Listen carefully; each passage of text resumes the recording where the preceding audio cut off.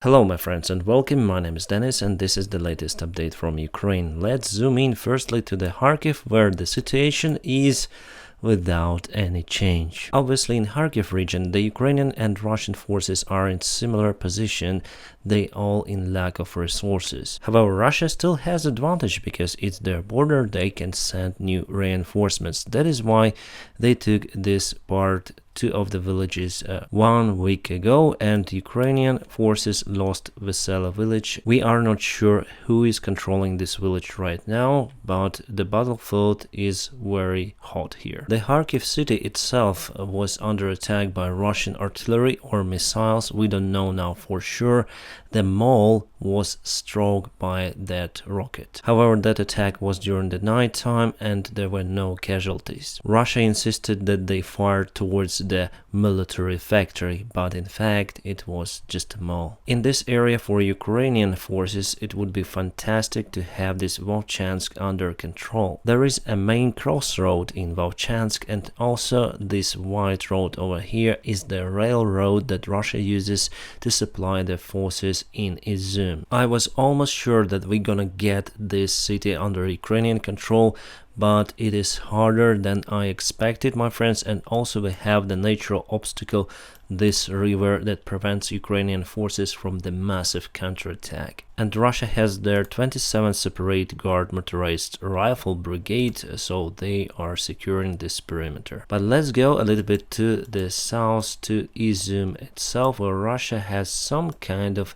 success taking the ground. So this is Izum city, and they took this part of the Svetogirsk, but they were not able to cross this river. About the Svetogirsk city, my friends, I got the information that this bridge is destroyed. I got this information from one of my subscribers showing the drone footage, so this information already spreaded and I can tell everyone about it. However, I'm not sure about this bridge that is leading to Bohorodishne, and I think it's still intact. That bridge is critical for our army because this is the only route that is left for our forces to retreat from this part. If this chart is correct, we see that our forces still controlling this part of the city and this part of the territory. If we zoom out a little bit and go to the timeline, you'll see that nothing happened recently. So yesterday, today, no changes. But still, from the armed command of Ukrainian army, we know that Russia started their great offensive operation towards Slavyansk. They reported about it today. Russian forces were unable to take Barvinkove over here to start their attack from 3 directions. However, they tried to reach it. They offend from this position. But I think they're gonna start their attack from Liman direction. They will try to cross the river of Siversky Donets. I don't know how successful it would be for them.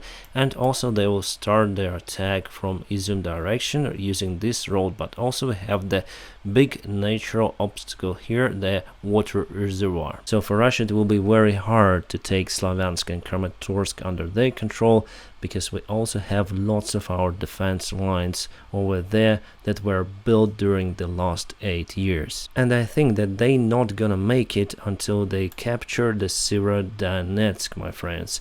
The Severodonetsk mostly under Ukrainian control, as you see. If we go to the timeline, you'll see that there is no change since yesterday. Ukrainian forces continue to keep defense lines in Severodonetsk. Russian troops were caught by surprise by our artillery and our soldiers. Even having the superiority over Ukrainian army, Russians were not able to take the Severodonetsk. But I'm still in great doubt that we're gonna take this city for a long time, because of course Russia has advantage over Ukrainian army right now. We need weapons. Today the Lysychansk city was attacked by Russian artillery.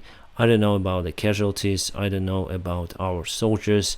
We highly recommend our civilians to leave the city. We organized the evacuation routes for them, and I hope they will understand and leave the big cities, because we need to avoid civilian casualties, and civilians are also great obstacle for army. Army needs to take care about the tactics and the fighting, not to take care about the locals. That is why our government asked all the people in neighboring villages and cities to leave them for good. Let's go to the south to Popasna area, where there is also no change since yesterday.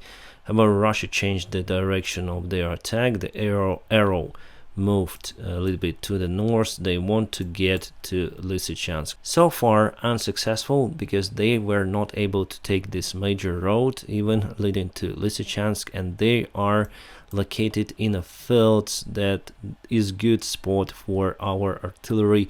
We shell them all the time. The hardest situation here in this area is not in Lysychansk, but here in Kamyshyvaha and Zolote, because Russia also wants to circle this area, and our troops need to change positions, probably using this road or this one, to move to Lysychansk or to move to Bakhmut area. Russian forces tried to reach Bakhmut but failed with their goal. We have counterattacks from this position and they are standstill in this area. So my general prediction for this part of the front line, that Russia will try to capture our forces over here near to Kamyshyvaha and Zolote, and after that they're gonna move using this road to Lysychansk, and also they will try again to reach the Severodonetsk and to get it under their control. Should we stay there? In that case, of course, we don't need to lose people, because people is our major resource. Our soldiers, we love them, they fight for our freedom,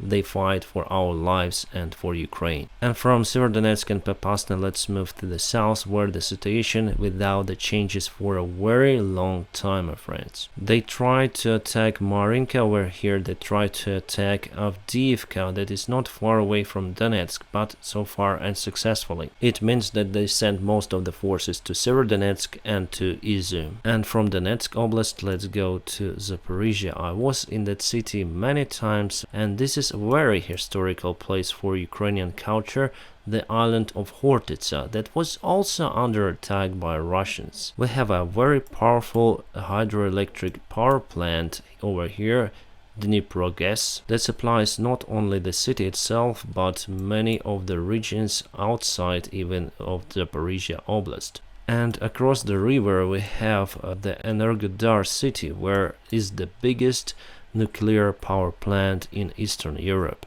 As you can see, Zaporizhia region is very important for the energy supplies for Ukraine, and we have some of the rumors that Russia will try again to reach Zaporizhia city. But on the other hand, we have some news about this part of the front line, that they are retreating from Melitopol area and from this vast part of the land. There may be just two reasons why they retreat from this vast area. Reason number one, they decided to send their forces elsewhere, Kherson or eastern part of Ukraine. Reason number two, they are just regrouping their forces, sending someone out and someone in. And from Zaporizhia area, let's move to Kherson Oblast, where Ukrainian forces have some successful counterattack. Just yesterday we were able to free the Blagodatna village from Russian occupants. This village is quite important because it's very near to the main road M14 on the way to Kherson itself. How far away are Ukrainian forces from Kherson? Let's measure using this ruler from the city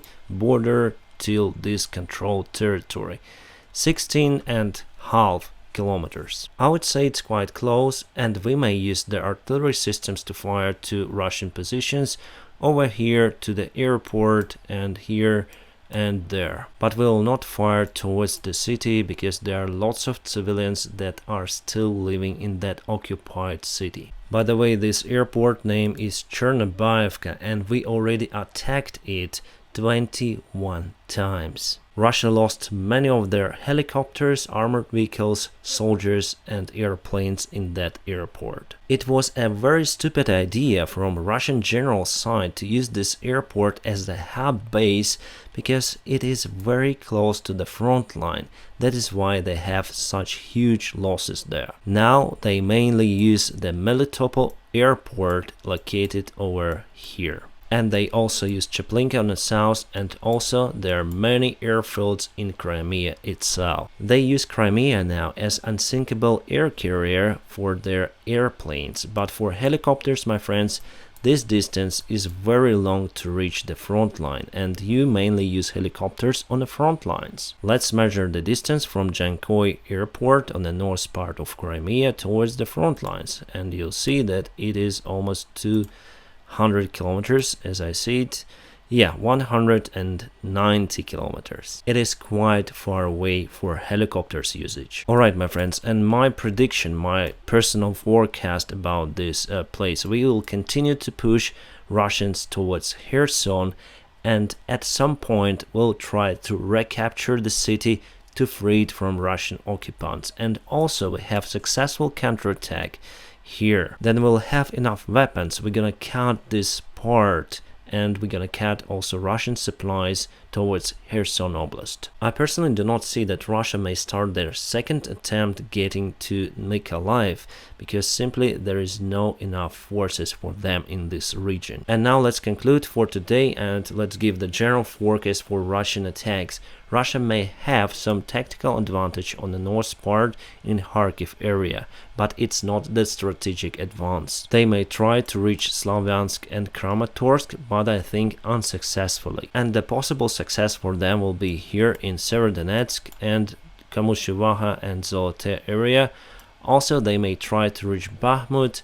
For Bakhmut, I am not sure, but I'm very concerned about the Severodonetsk city, my friends. Russia has huge advantage there. In Donetsk Oblast, near to Marinka and Avdiivka, probably they'll have some local advantages and also their attacks, but without big success, my friends. And here, Zaporizhia, I will not say anything for now, because we have controversial information about this region. Some say that they regrouped their forces, taking them out from Zaporizhia Oblast, and some say that they are preparing the attack towards Zaporizhia. Controversial information is out of prediction, but we're gonna find them everywhere we see them, my friends, and we're gonna win this war for sure. My friends, now press the like, subscribe for my channel. Also, if you can, you may support me on Patreon or PayPal. I send part of the money to support Ukrainian people here for charity, and if you support me with that, thank you so much. I wish you a peaceful sky wherever you are. Have a great day.